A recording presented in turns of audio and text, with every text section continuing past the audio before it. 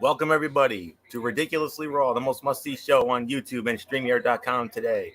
I am your host, Anthony Florio, joined as always by good old MF Michael Fletcher, the First Lady of the Wrestling Forum, the Twisted Angel Dee Dee Woodson.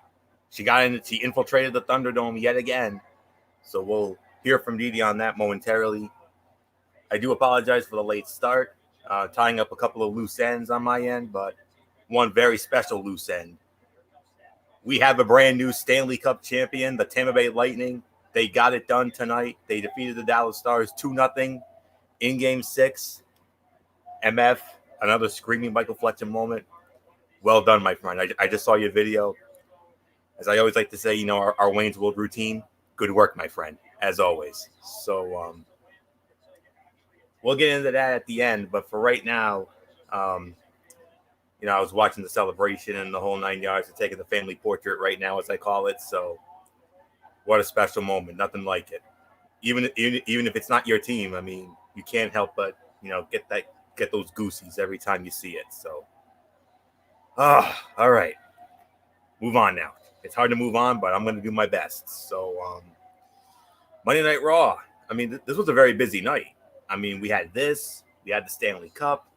We also had that humongous game in the NFL with the Kansas City Chiefs and the Baltimore Ravens.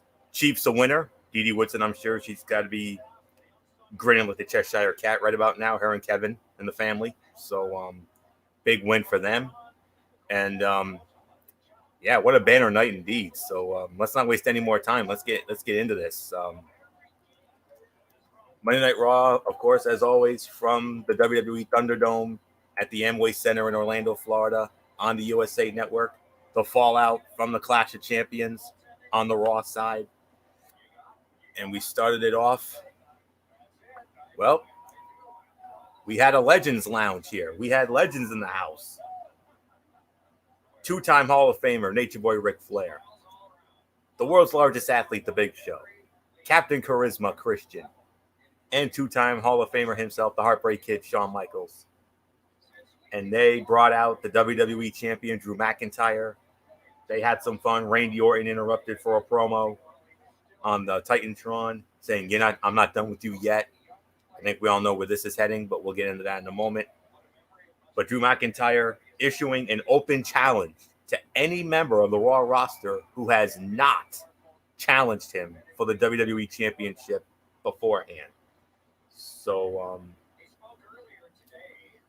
wow. What a great start here.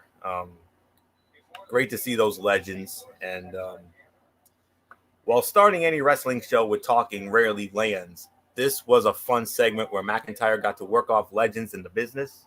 It was nice to see McIntyre get a moment to breathe after months of working angry throughout his rivalry with Orton. The warning by Orton leaves room open for something more, and it is still possible the Scottish psychopath will face the Viper inside Hell in a Cell next month. It would not be the best case scenario, but it will be interesting to see the way that Orton gets his revenge. So, a great night indeed. So, nothing more to say. Good old MF, Michael Fletcher, Doc, a big moment. We got to see the cup tonight. Another great call, another big moment for you. Great job as always. Thank Opening you. thoughts on the show.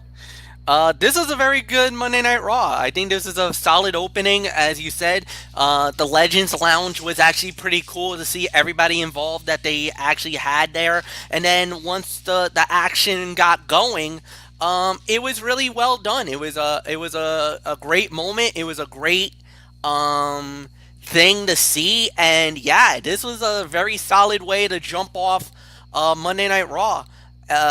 Do I don't think there's anything more to add. I think we pretty much covered it. So yeah, so Anthony, it is all Dee Dee Woodson, it's all yours. Yeah, it was a great opener.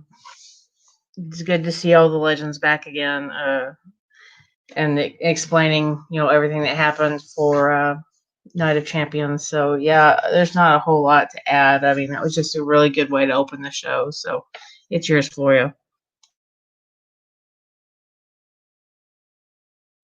All right, let's get into the action here.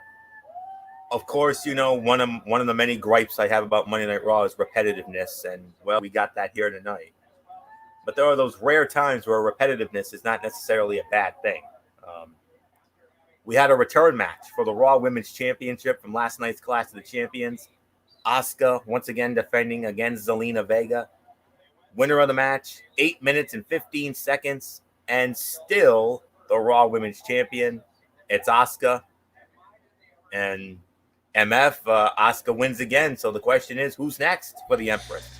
I don't know. I mean, it very well could be anybody on the Raw roster, or maybe hold the phones and we'll see what happens with the draft. Because now that the WWE draft is coming in about a couple of weeks, so anything can happen. So obviously, it can go one way or the other.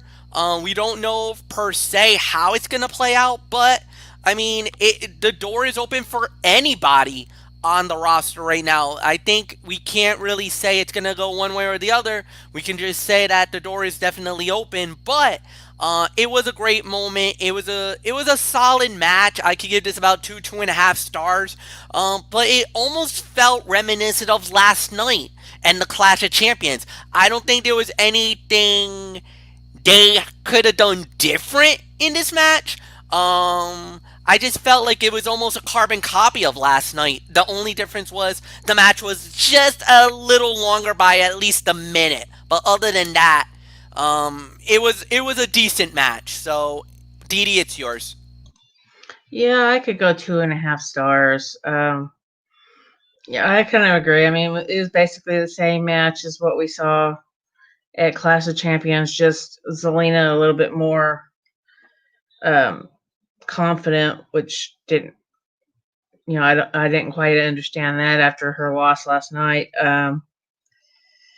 So, and they tried to, I guess you could say they tried to pull Zelina off as being indestructible, which is near impossible. But yeah, I'll give it 2.5 stars. I mean, it was good for what it was worth, but just repeats. So it's yours, Floyo. Yeah. 2.5 for me. Round 2 of Asuka Vega was better than the first. The two got more time and they told a better story. Vega is learning from her losses but cannot keep her frustrations in check. This can be an ongoing storyline as the manager learns to win the big matches. For now, Vega should move away from feuding with the Empress of Tomorrow. She needs to build some credibility. She defeated Mickie James in what was considered an upset to get here. The next time she faces Asuka, she should feel like a potential and future champion. But other than that, 2.5 stars, yeah, definitely. So nothing more to say on that. We do have some cutouts here. Keith Lee went up against Andrade. Andrade ran his mouth. He ripped on Angel Garza and Zelina Vega and the whole 9 yards. And he issued an open challenge for anybody. Dude, be careful what you wish for, man, because, well, open mouth, insert foot. Look who you ended up getting. You ended up getting Keith Lee. And Keith Lee squashed you like a bug in 2 minutes and 50 seconds. Which is a damn shame because those two could have had a hell of a match, but they weren't even given 3 minutes. But it is what it is. So then we had some 24/7 silliness. Who cares? Yada yada. And just give me 1 second here.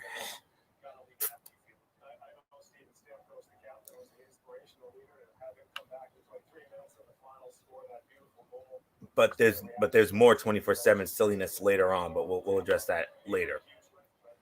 Okay, this was the big segment here. We had another legend and Hall of Famer in the house, Jerry the King Lawler, and we had a special edition of the King's Court. His guests were the Mysterio family, and well, Seth Rollins stirred the pot again, and Aaliyah. Well, they got to her again, and Seth Rollins, he pulled out apparently what was Murphy's phone and a series of text messages that was exchanged between Murphy and Aaliyah Mysterio, and apparently they look to be like very nice messages, and I wouldn't go as far as to say lovey-dovey messages or anything like that, but They were more on the friendly end. Like they were cordial, they were friendly, but nothing that would make it like the next level. They were like friends. exactly, exactly. So and then but when we saw all those messages, I mean, Ray and Dominic, they were not happy with Aaliyah whatsoever. And Didi Woodson, I mean, what do you make of all this? I mean, this is crazy what's going on with these guys. Yeah, you can kind of see this from both points of view. I mean, the family, they're looking at it because of everything Murphy has done to the family, his allegiance that he's had with Seth Rollins, and they're all wanting to protect her from all that. But at the same time, you have this teenager that's trying to branch out as an adult. She wants to be what treated like an adult. She wants to have all uh, her own choices and stuff like that. So yeah, she sees Murphy in a different light because of the things that have progressed since that cage match when she went and checked on him.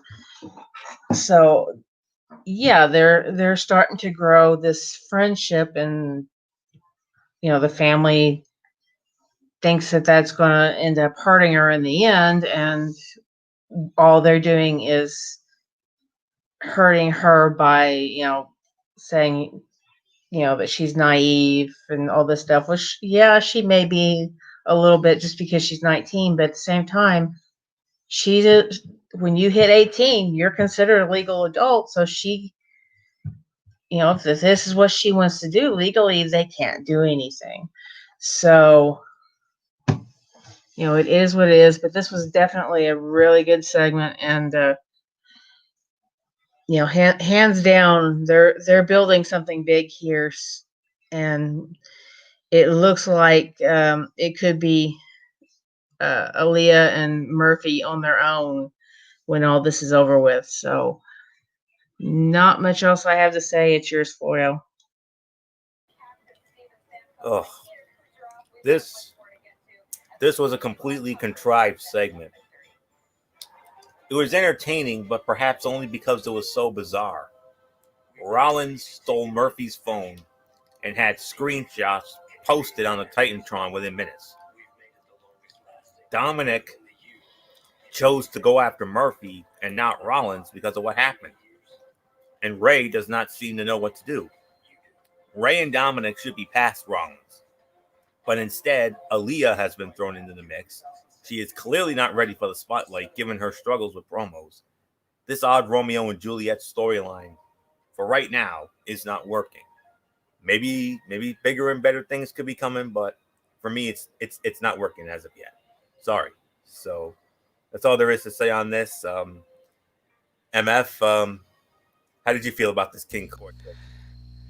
You know what? I kind of feel a little bit of the same way, but the thing is that you know what? I'm gonna say it. I will agree. Aaliyah is. I think it's more that maybe it's stage fright. Maybe it's a little. It is a different avenue. This is a different animal. This is WWE. This is wrestling. You're under a huge microscope, nationally televised audience, worldwide audience, and on top of that, she's got no wrestling training at all. So let's cut her a little bit of some slack here, guys. I mean, that's the thing that I would say is that she's not a professional. This is definitely there might be that deer in the headlight type moment for her right now because this is a lot that they're asking of her to do right now. Like this is a huge storyline that they're trying to put in to help her out and everything else. Give it time. I think it'll work eventually, but right now, yeah, she is a little green. She's gonna have those moments. It's just, I think the way that they did it last week was perfect. I thought the way she reacted, the way she had her thing, the way she had the backstage moment, I thought that was perfect. I think right now it's it's a work in progress. I think it's going to be good for her in the long term. As far as the rivalry goes, this is another key to the component, and we're going to have to see how this plays out. The question I would have is, what is Murphy's role in all of this? Is he going to feel like Seth is literally just used him? Because how on earth did he get access to the phone? How on earth, and does Murphy know about it? Does Murphy even know that these messages has gotten out? Was that supposed to have gotten out for the whole world to know? I think that's going to be a very telling point. Did Murphy, what is Murphy's reaction to this? Because I know if somebody got a hold of my phone with somebody that I'm trying to have a friendship with, and I found out that my messages got spread out for the whole world to know, if I'm Murphy, I'm pissed right now. I am irate right now. I am not a happy camper at all, and I'm looking for Seth and wondering, what the bleep are you doing? That's my phone. That's my private business. But your nose out of it. So we'll wait and see what happens. And that's just my personal opinion. If any of my boys ever did that to me, I'll be railing them right now. I am furious mad at Seth Rollins for basically throwing this right in the face. Nothing more to say. Anthony, it's yours. All right, and we have another cutout here. This was a women's tag team match. We had Natalya and Lana. They were running their mouths. They were interrupted by Adam Pearce, and then Adam Pearce said, "Well, we can't strip Shayna Baszler and Nia Jax of the titles, but they could give them a match against the newest members of Raw's women's division." Well, we already knew about Mandy Rose because of that whole thing with The Miz and all that. But now, MF, cover your ears. You don't want to hear this. You lost one of your personal meal tickets. Dana Brooke is back on Monday Night Raw. Oh. As great as that was, Mandy Rose and Dana Brooke, they won the match 3 minutes and 5 seconds. Yeah, there's nothing left for me to say except DUD. This was an absolute dud. Far and away the worst fight of the night. This was sloppy and dangerous. Mandy Rose almost badly injured Lana on a sloppy slam. The match barely got started before it was over. Natalya had almost no role in the entire segment. It was all around bad and made the women look worse. And on top of that, it makes no sense to throw Mandy Rose and Dana Brooke on Raw just 10 days before the next WWE draft. Even if the draft is not as extensive as the previous year, these types of trades should be avoided. Simple as that. But nonetheless, Dana Brooke, welcome back to Monday Night Raw. Good to have you back. And but for me personally, but even with all this, I am still so damn happy to have Mandy Rose on Raw. Whoa, my personal meal ticket. That was a heist and a half, and I cannot believe The Miz did that to me, man. I'm so pissed at him right now. How do you feel about losing Dana Brooke, MF? Ugh. your meal ticket. It hurts. But the thing was, what were they doing with her on SmackDown Live? I mean, Nothing. like I wish her nothing but the best, and I wish her all the luck on Raw.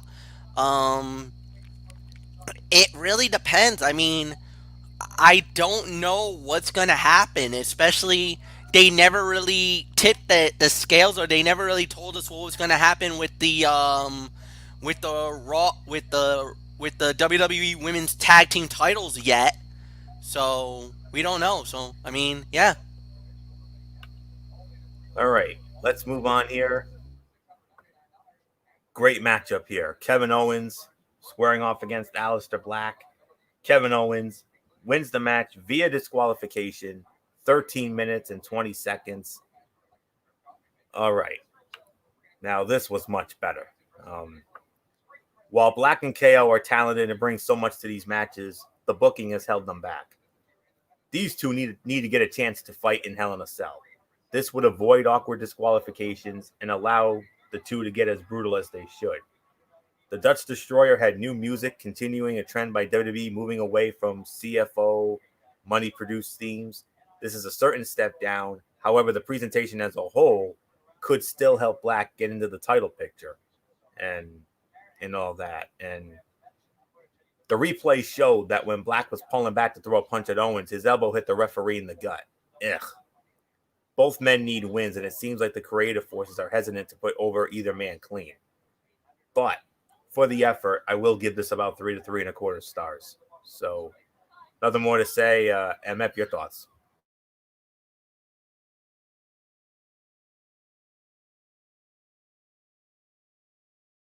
MF, okay. All right, what was it? Kevin Owens Aleister Black match that KO won by DQ in 13:20. Oh, this was an excellent fight. You could even make an argument for fight of the night. This was an excellent battle. 3.5 stars.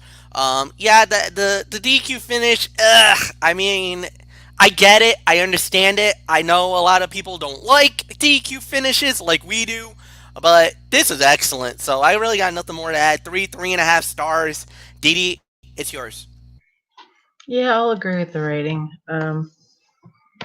3.5. So yeah, I'm not gonna add too much more to it. Yeah, it was a DQ finish, but it is what it is. So it's yours, Florio.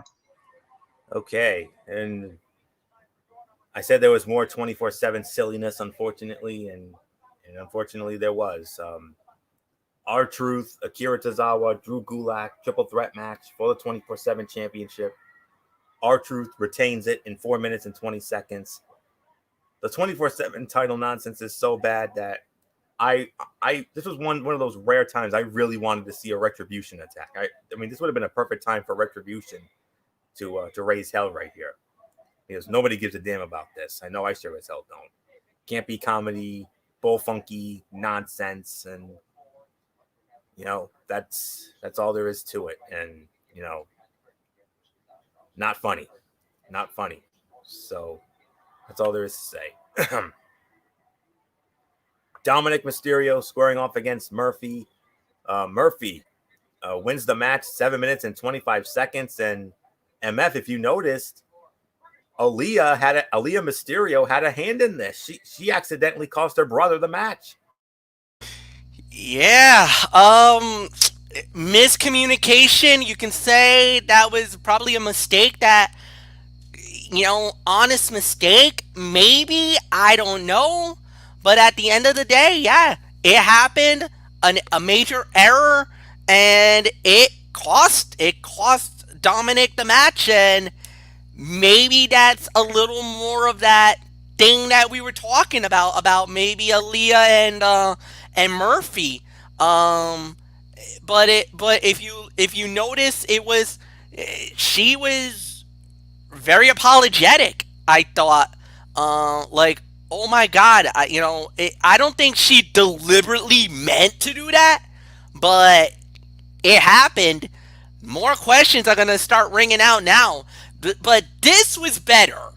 This is what I meant with Aaliyah. Yes, the promo wasn't great earlier in the night, but she was a little more effective in this instant. So that's why I think she made it a little more believable in this era, in this area, than she was in the others. So nothing more to say. Yeah, it was a solid match. 2.25 stars. You could even make an argument for maybe 2.5, but yeah, it was pretty good. Nothing more to say. And Didi, I'll give it to you. Yeah, I agree with the rating.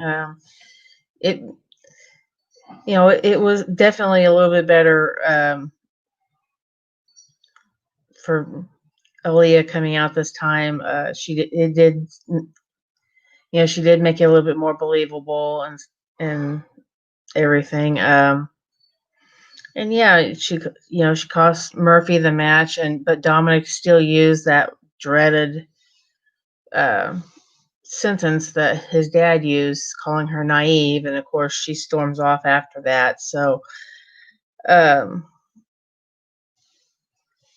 it's just one of those things where like I said, you could see it from Aaliyah's point of view, but you can see it from the family's point of view as well. So,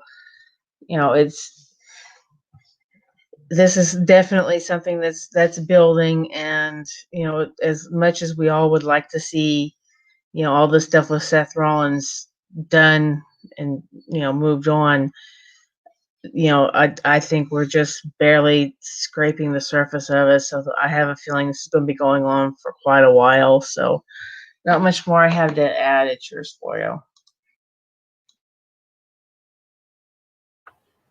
Yeah. Let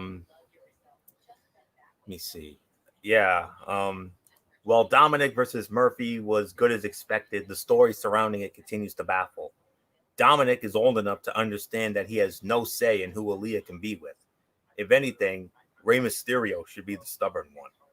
Murphy did work in the ring, but he was made to look like the lesser competitor. He is too talented to get so overwhelmed by Dominic. If he was genuinely holding back, he could have sold it better. But I'll give it 2.5 stars for the effort. Yeah, I agree with that. 6-man tag team matchup. We had the United States champion Bobby Lashley, MVP, and Shelton Benjamin of the Hurt Business squaring off against Mustafa Ali, Ricochet, and Apollo Crews. Winners of the match in approximately 5 minutes and 7 seconds.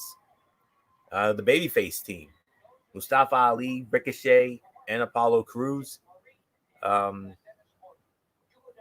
could probably only give this a 2 stars.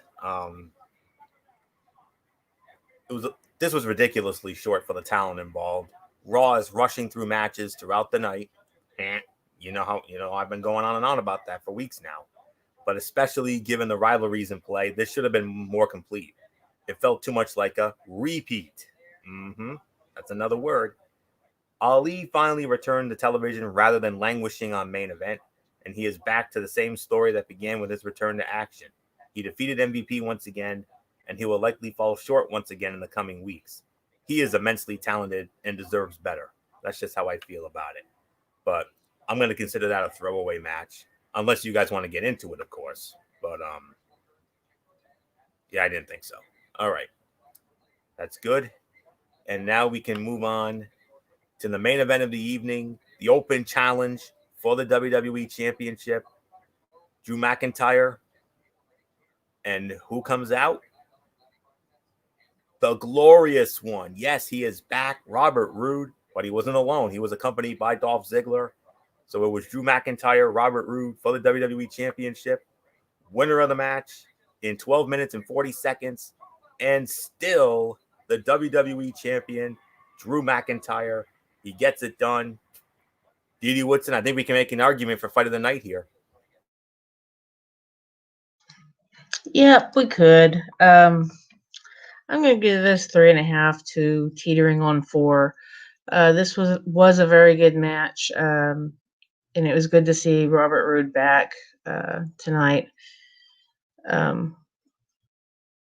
I mean, him and Drew, they took it, to the limits. Especially with Drew trying to, to continue the egging on of the injuries from the night before. And he did very well, very good job. The factor that didn't really need to be at ringside was Dolph Ziggler, and of course he got hit for his troubles of being out there, so he got the big boot. So yeah, not much more I'm going to say on it. Very very good win. Drew, retaining. It was great. But it was good to see Robert Roode back. So not much more I'm going to add. It's yours, Florio. Very nice to see Robert Roode back. I 100% agree with Didi's sentiment here. This, to me, was the fight of the night. 3.5 to 3 3/4 of a star. It is great to see Robert Roode back in the WWE ring. He has been missed. He quickly showed why he deserved a solid spotlight going forward with an inspired performance against McIntyre. This was a wonderful, old-school fight as the Glorious One got the champion limping, then took advantage. It was a better match than the majority of the Clash of Champions pay-per-view. This was another incredible notch on McIntyre's belt as WWE Champion, who has to be on one of the best runs with the title in the past decade. Orton's attack was expected, but WWE made it memorable by getting wacky. The Viper decided to slip in as a janitor with night vision goggles to truly make sure the legends never saw it coming. Credit to WWE for doing something a little different. So, that's really all I can say about this. So welcome back, Glorious One. And that, I could probably say that was Roode's probably his best performance since coming to WWE years ago. I mean, it kind of felt like we saw the old Robert Roode, who was at one time, who was to this day still is the longest reigning TNA Impact Heavyweight Champion of all time. We saw that Robert Roode here tonight. And if we see more of that, he could be in the title picture again very, very soon. And who knows, maybe one day he could be champion. I wouldn't rule it out. Obviously, not anytime soon. Maybe in a year or so down the road. He definitely deserves a run with it, and I think he'd be a wonderful representative as champion, but not right now. So, but a great matchup here. So, 3.5, 3 3/4. This was the fight of the night for me. No doubt about this. But MF, I mean, what is it with your boy Orton? I mean, what in the world was this? Dressing up as a janitor, putting on night vision goggles and all this stuff. I mean, it's obvious he wants another shot at Drew, but he doesn't want any match. He wants it inside the Devil's Playground. Well, not only that, but look what happened last night. Look at all the heat he got just from the legends themselves. You gotta outsmart sometimes. So yeah, was it a little bit of a campy move? Absolutely. But the thing is that it was effective what he did because he got to McIntyre. He outsmarted all of the legends in the room again. Randy Orton, you can keep a good man down, but a lot of the times you're not gonna put him out.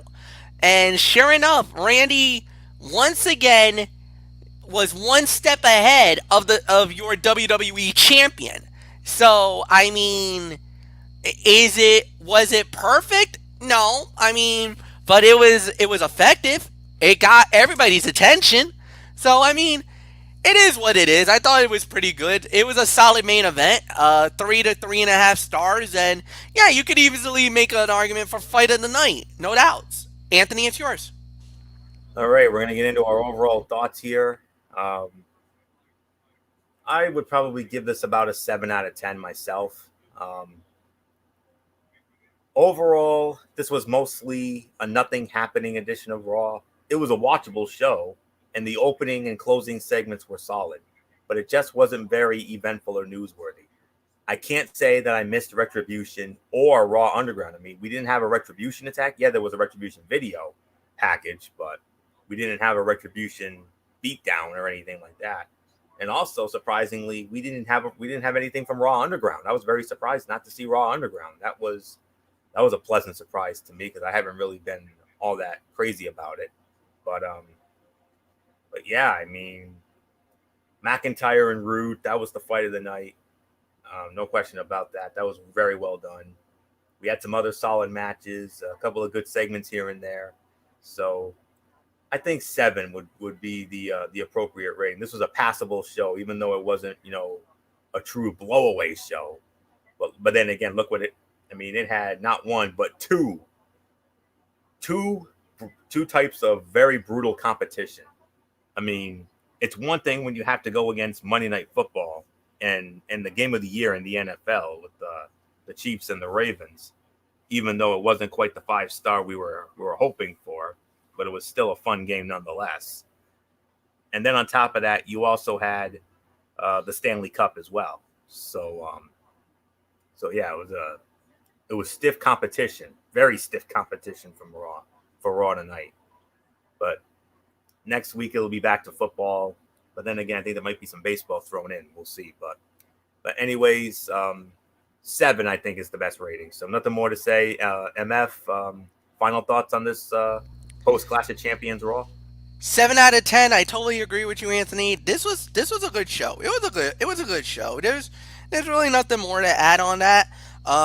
Look, like you said, tonight was a tough night for Raw. You had a lot of competition on your head because number one, you had the Stanley Cup final. Game 6, you didn't know if it was going to go Game 7. Didn't know if this have been the night where Tampa gets the cup. So we didn't know. And luckily for us, our Wednesday night platter just got a little less lighter. So we don't have to worry about one level because now that we got the cup final done, so now we got some other stuff we got to deal with, but we'll cover that tomorrow. But yeah, so it was still a great event, a great night, nothing more to say. And then, like you said, Monday Night Football, it was hyped up as the biggest game of the year, and the biggest matchup out there. And for the most part, it didn't really live up to it. It was still solid. It was still a decent game. It was a good game. But we were looking for 5-star Shakespearean drama, a game down to the wire, high-scoring affair. It turned out to be maybe a 3-star game, honestly, truthfully. So, no, and for Monday Night Raw, they did pretty well. 7 out of 10. I agree. Didi, it's yours. Yeah, I could give it 7 out of 10. It was a decent show.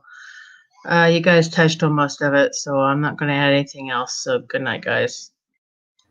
All right, Didi, we'll see you next time, whenever that is. So, so now we're going to get into my Tony's take here. Started off with Impact Wrestling, and we started it off with a number 1 contenders match for the X Division Championship. Chris Bay versus TJP versus Trey Miguel. Trey Miguel wins it in 7 minutes and 13 seconds. 2 3/4 of a star. Some great X Division action here. All 3 men worked well against each other, and we had a nice mix of submission and aerial maneuvers. Trey was the right guy to win, having recently been in the World Heavyweight title picture. But then after that, they actually did the title match right after, and Rohit Raju stole it in 6 seconds. No comment. Kimberly versus Susie in knockouts action, and Susie wins the match, 8 minutes, 19 seconds, 2.5 stars. Really solid work here by both women. And Susie's slowly emerging transition towards Su Yung is playing out well. They're teasing a bit more of it each week. I'm down with it. And then from there, a lot of backstage stuff, a lot of video stuff. And and then we had Cody Deaner. He was supposed to have a match, but then Eric Young came out and just beat the holy hell out of him. And this was really uncomfortable in exactly the right way. It went on, but it was done in a way that was less about it taking forever than it was about it being hard to watch Young brutalize the Deaners for so long.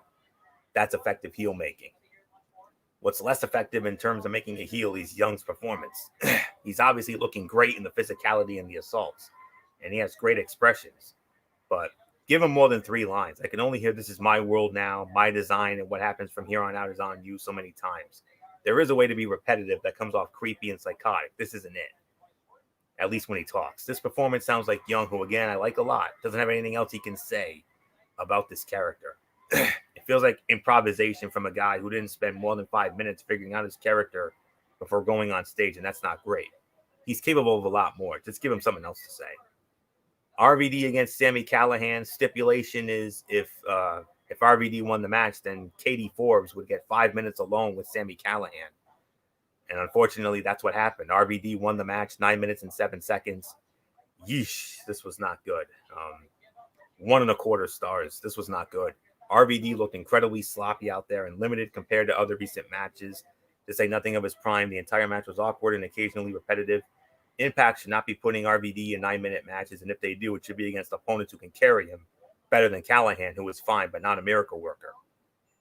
And yes, Katie Forbes got her 5 minutes alone, but some good news came out. RVD and Katie Forbes. I hope you all got a good look at them, folks, because you're not going to see them on there anymore, because it was announced today that RVD and Katie Forbes are leaving Impact Wrestling. Thank God. So that's all I can say on that. So that definitely will help Impact in the long run, no doubt. And then the main event of the evening was another knockouts match. It was the returning Tennille Dashwood, and she has a male in her corner, Caleb, and Tennille Dashwood went up against Jordan Grace, and Tennille Dashwood won it in 9 minutes and 3 seconds, 2.25 stars.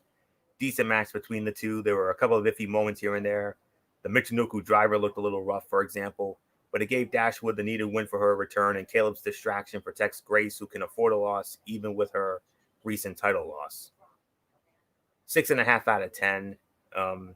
It was a touch better than the sum of its parts, which is good because some of those parts were lacking. RVD and Callihan was bad. EY's character is starting to get on me, and not in a good heel way. But the pieces fit together pretty well, all in all. Opening match was very good. That was the fight of the night. Susie Kimberly had some good moments, and while it wasn't perfect, I enjoyed the main event. We also got plenty of build toward Bound for Glory and an Impact special pay-per-view, Victory Road, that's going to be going down this Saturday. But the best episode of Impact, not the best episode of Impact by any measure, but it was fine. 6.5 out of 10 for me. So tomorrow night, 8 p.m. Eastern on Access TV with an encore at 11. Johnny Swinger against Falaba. The winner will be Johnny Bravo's best man in the wedding there. Who cares? Rosemary and Taya Valkyrie against Jessica Havoc and Nevaeh. The Rascals against the Good Brothers. And Ace Austin and Madman Fulton against the North. So definitely a lot to look forward to there. So now we'll get into 205 Live quick. Mansoor against Ashante the Adonis. It was Mansoor winning the win in 8 minutes. 2.5 stars. Solid match here with nice little touches from Adonis to play on his issues with D. Brian Kendrick. They obviously something in Mansoor. So him winning wasn't really in doubt, but it was nice to see a little more from Adonis.